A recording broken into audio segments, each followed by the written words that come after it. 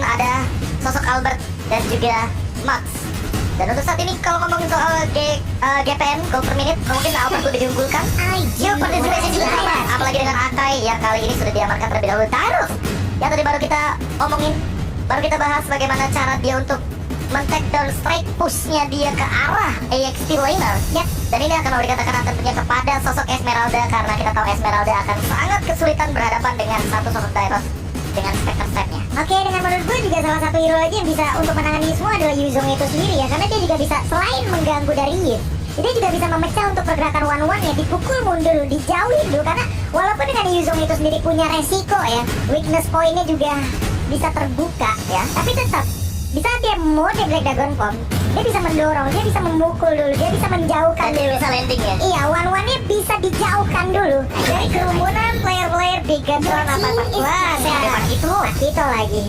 Wah, ini bisa dibilang akan menjadi sebuah trend pick lagi bagi sosok dari Sorizo bagian AXP laner. Dan Pakito lagi clear wave minion lagi yang mungkin akan lebih cepat. Dan untuk sekarang itulah dia Tsutsuji season 10 ranking average gold per minute. Buset, wow, Tsutsuji ngeri kali gold per minute ya. Satu match? Karena dia kan ini, hitungannya baru satu match dan yang bawah-bawahnya udah dibagi. Oh, tapi cewek sih ini tinggi banget loh hitungannya. 720 bro, 720 dan Max menyusul di posisi yang yang kemarin dia kalah. Itu harusnya match all laners. Karena gini, di posisi kalah pun kita ketika mendapatkan gold leading itu makin lebih tinggi lagi. Dan buat sekarang ada Lolita serta Lancelot yang sudah diamankan, ini bakal secure menuju ke arah bagian backline. Mungkin Moreno tidak sebebas tadi. Ini tinggal bagaimana nanti Guardian Bulwark yang dimiliki oleh Lolita ini tepat ya, tepat ke arah mana. Karena dengan adanya Sorizo ataupun dengan adanya Cloud yang bisa digunakan, ini masuknya bisa dari mana aja. Iya, dan ini bisa menahan semua blessing duet yang akan diberikan. Itu dia, Guardian Bulwarknya harus ke arah mana, ini harus diperhatikan. Ini Balmond, gue setuju banget sih. Balmond atau Baxia? Balmond, oke. Ini Balmond, karena menurutku Baxia juga bisa langsung jump in ke arah belakang dan Esmeralda tidak akan bisa berbuat banyak di hadapan dari live trade gratis. Tapi Rafaela fans dari pick seorang Ki, dan ini akan menimbulkan sebuah pertanyaan. Berarti ini akan ada babysit dari seorang Cloud atau Cecilion ya? Cecilion harusnya. Tapi dia sementara waktu sampai Cloudnya bisa bertahan seorang diri, survive sendiri, dia bakal coba. Kayaknya ke Cloud dulu deh. Sampai dia bisa bertahan seorang diri, dia bisa buy one, minimal dia nggak terpick up di early, minimal ketika ada Albert datang dia bisa pulang. Dan tahu nggak kenapa Rafaela? Itu dia mau meng-cancel bagaimana pergerakan dari nomor 16. Oke. Efek slow bakal bisa dikontes dengan satu holy healing saja. Yes, holy baptism ya. Reward vibration pun bisa tersenggol deh. Bisa dia berikan efek stun terlebih dahulu. Oke, apakah Ararkyoshi akan tetap mendapatkan dominasinya atau bahkan Bigetron yang akan membalaskan dendamnya? So, tanpa berlama-lama kita semua akan menjadi saksi pembalasan dendam Bigetron apa atau Ararkyoshi sang raja tetap berada di top klasemen. Ayo pada tepuk tangannya. Let's go Mas Irmadone. Halo nama KB Raja Rama. Let's go. Let's go. Kenapa ada eho? Akai, purple buff. Redwood, purple buff. Namun dari kaya ya, memberikan sedikit gangguannya. Harus berhati-hati pula di saat level 2. Tonros bisa sangat memberikan damage yang cukup besar. Dan kaya pun udah merasakan akibatnya. Mencoba diganggu, tapi ternyata Albert tidak mau diganggu dan mengusir Kaye di depan sana. Kalau bisa kita lihat Bigetron Alpha kali ini, karena seorang Finn belum ke arah Godland lagi-lagi. Dari Kaye, gak harus ke arah Godland sekarang juga. Dia jaga dulu pergerakan di mid, dia coba jungle-nya, tapi kalau udah ada bau-bau Finn ke arah bottom lane, dia harus ke bottom lane. Dan Marky pede dengan pergerakannya dia untuk 1 lawan 1 karena bukan kill.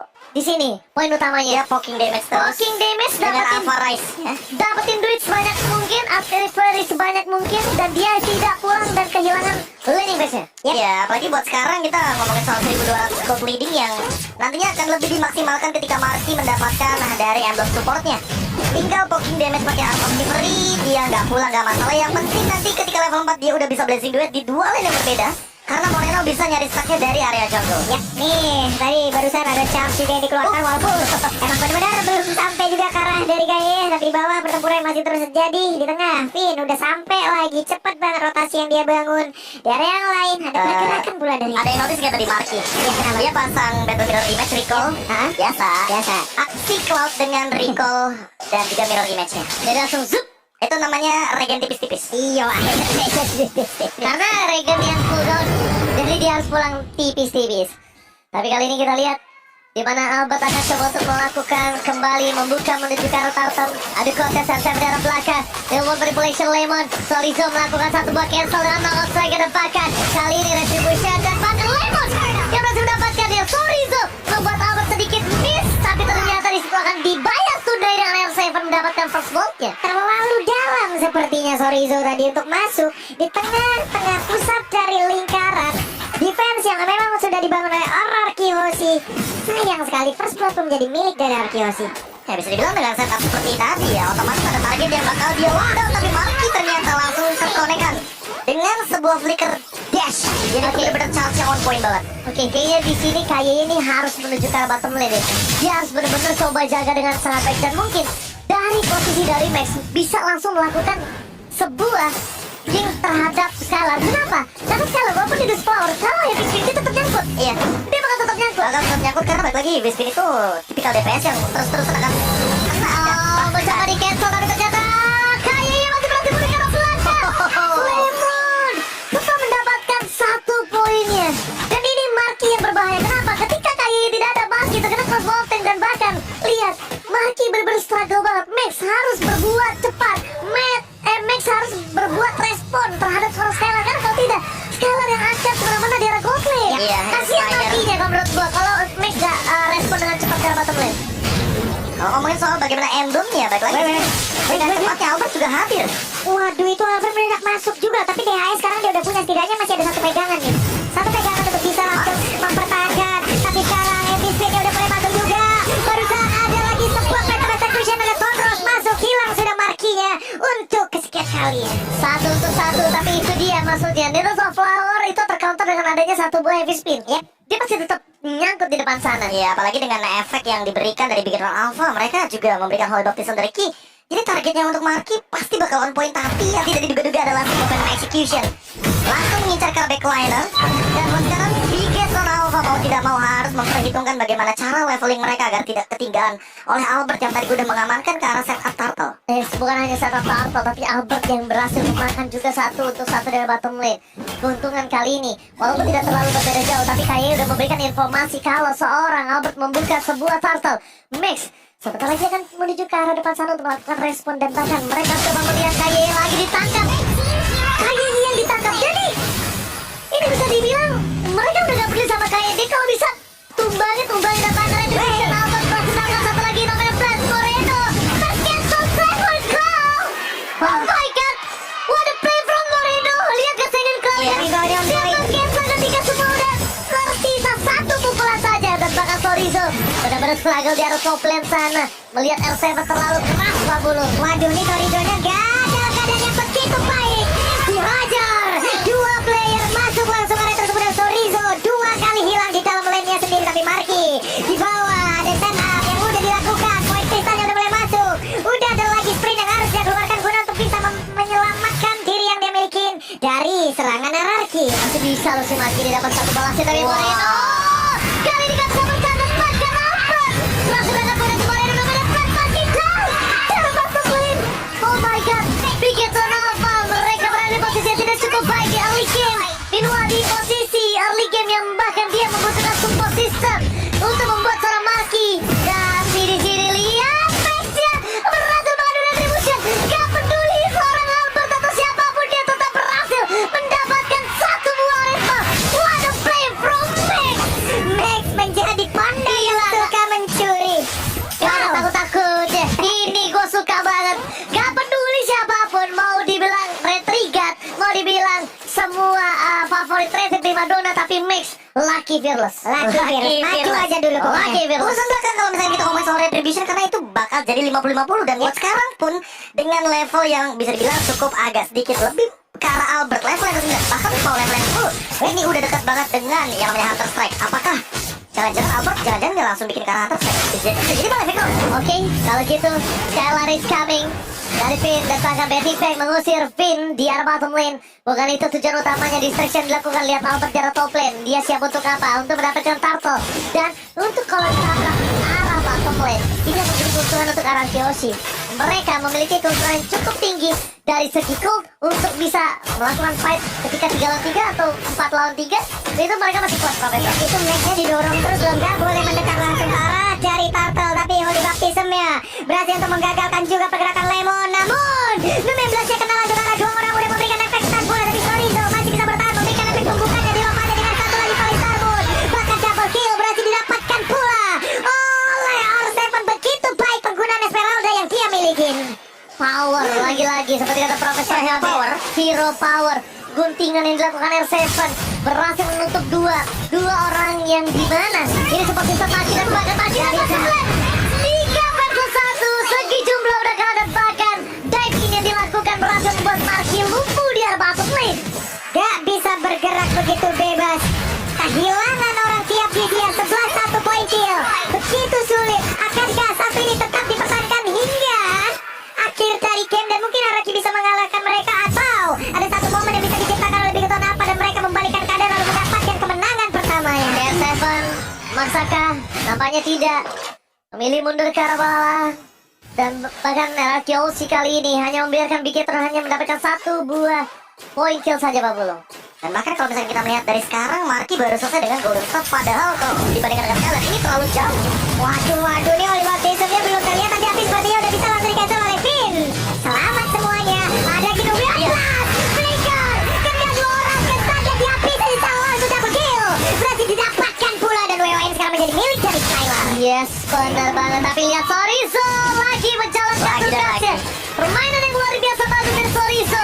Memberikan sedikit buying time dari bottom lane dan bahkan Bigetron Alpha. Kali ini mereka harus bertandang sama Skylar. Skylar ini bisa ditumbangkan ketika di menit 15 atau 20 dan head to head dengan seorang Moreno, Profesor. Masalah utamanya adalah kalau kita lihat dari R7, dia makin sulit untuk ditumbangkan. Kenapa? Dia udah punya Oreco di sini. Di menit dia ke-9. Dan tentunya Lemon udah selesai dengan Going One, sudah selesai juga dengan Raden Armor. Tapi apakah itu akan menjadi jawaban? Karena Finn-nya juga sudah menutup itu dengan Antena Shield. Jadi buat sekarang Moreno tidak sebebas di game yang kedua. Yes, tapi lihat di depan sana ada distraction dilakukan oleh seorang KYY dan bahkan Max menunjukkan batang hidungnya masih mau lebih. MSB dikeluarkan mencoba menabrak seorang lawan tapi retribusi akan didapatkan siapa dan berhasil.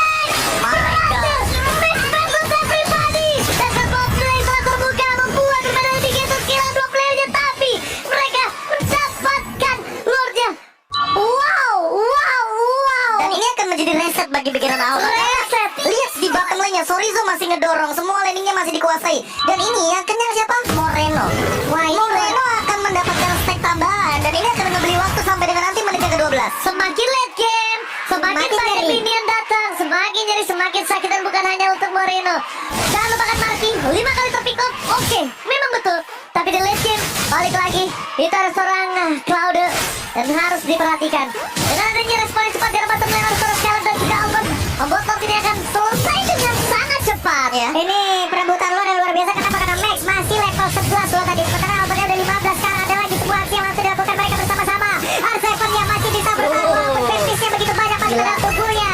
Ada efek bakar yang sudah dikeluarkan. Marky-nya mundur kembali. Mereka mendapatkan 1 auto turret di area top lane. Gila R7, lagi-lagi.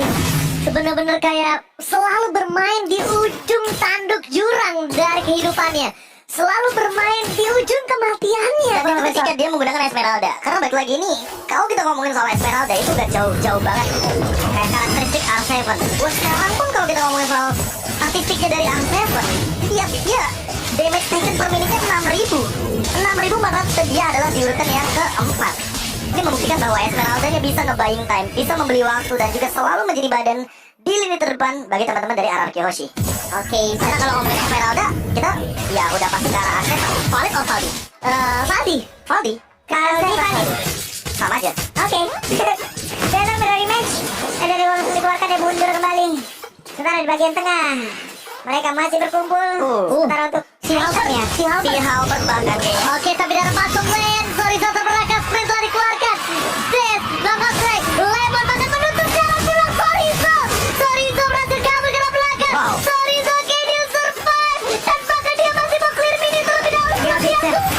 dan berhasil melakukan clear minion di arah bottom lane. Wow, web minion ya berhasil tertahan tapi kembali yang markinya. Ada tempat yang berbeda, faktor buff-nya langsung diamankan tapi dia tahu ada kehadiran dari Lancelot dan itu pun tidak akan baik apabila dia harus memaksakan keadaan tersebut. Kak, sorry Zo, dia lebih memilih clear dibandingkan dia pulang kali ini, Profesor. Waduh, kali ini Gary bisa di-cancel heavy spin. Heavy spin lagi. Langsung menyamakan seorang Max. Dia bisa gue bilang dari hero yang benar-benar assassin banget, Max. Dia benar-benar adaptasi sekali. Cover banget. Adaptasi banget. Iya, adaptasi. Karena mau nggak mau, sekarang ya kita udah melewati bagaimana tank jungle kemarin. Sekarang lebih fleksibel lagi nih karena bisa dibilang Demon Slayer, Emblem Jungle itu lebih adil untuk retribution tapi tidak dengan damage to monster. Dan ini yang mungkin akan lebih diperhatikan bagaimana cara retribution lagi kah dari Max yang dari tadi pencuriannya selalu berhasil. Dan dia ini nggak punya heavy spin. Yes, benar dia nggak punya heavy speed kali ini. Dia bakal ada reward manipulation di cancel begitu saja. Untuk sekarang satu buah bubble terhormat, lihat tidak ada yang bisa berani datang dan bahkan Finn zoning out 4 player dari tim di Ghetto Lava. Dibalaskan kembali keadaan Kalar datang langsung menunjukkan batang hero yang memilih mundur. Di Ghetto Lava tidak mau melakukan engage lebih dengan banyak info skill yang dia tidak punya. Under condition dan bahkan 10.000 gold yang dia miliki, Pak Pulsa. Sorry, Zo. Dia cuma butuh clear minion sekarang. Ini benar-benar sorry Zo, dia tadi menjalankan terus ya tugasnya, job desk-nya. Buat minion, jalanin terus, buat space, itu yang terus-terusan dia lakukan. Tapi untuk kali ini di Ghetto Lava mereka harus menanti satu kehadiran Lord dan juga 5 player dari LCOC yang siap mengubur impian mereka. Tapi kesempatan untuk Ghetto Lava masih terbuka begitu bebasnya. Mereka pun masih punya kesempatan yang besar untuk bisa membalikan keadaan, memenangkan pertarungan, menutup lagi stigma yang selama ini tersebar dan juga menabrak mereka. Oke, tapi lihat